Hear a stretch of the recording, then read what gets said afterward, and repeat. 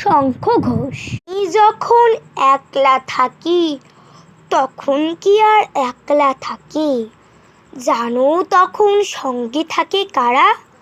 থাকে সবুজ গাছপালা আর তার ভিতরে চলে যাবার পথও থাকে।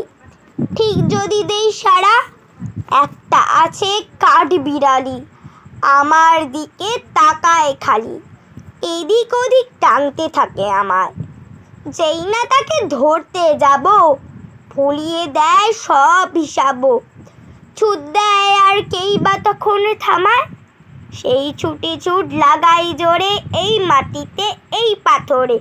কদ্দূরে কেউ জানতে পারে না তা, মস্ত আশীর্বাদের মতো মাথার ওপর ইতস্তত গাছের থেকে ঝরতে থাকে পাতা।